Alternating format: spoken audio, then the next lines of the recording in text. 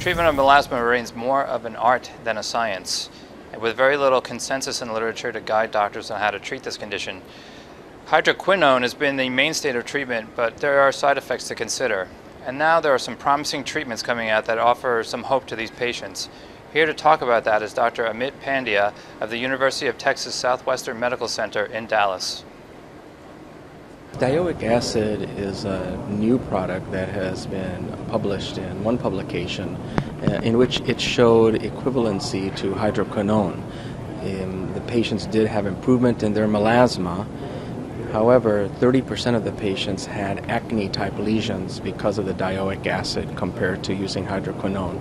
So it does show some promise, and we'll see if it compares favorably to hydroquinone as more studies are done.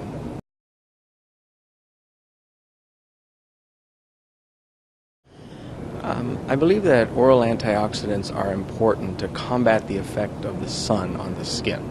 We know that antioxidants can be helpful to keep skin from developing premalignant lesions. However, we're not so sure about melasma.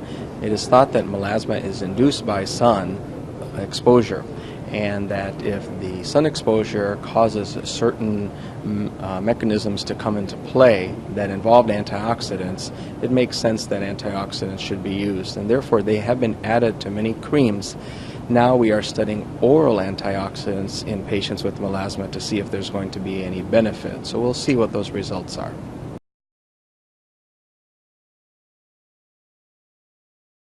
Sunscreen use has turned out to be even more important than we thought before.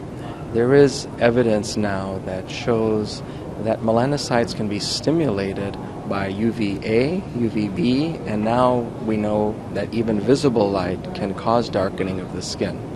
Well, that's not good news because our sunscreens that we have are really for UVA and UVB.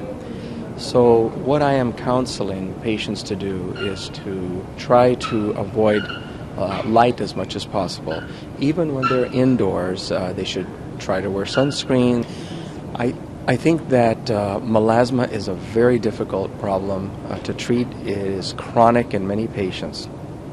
And new tyrosinase inhibitors are being developed, so I think there's great hope in the future. With Skin and Allergy News Digital Network, this has been Damian McNamara at the American Academy of Dermatology annual meeting in New Orleans.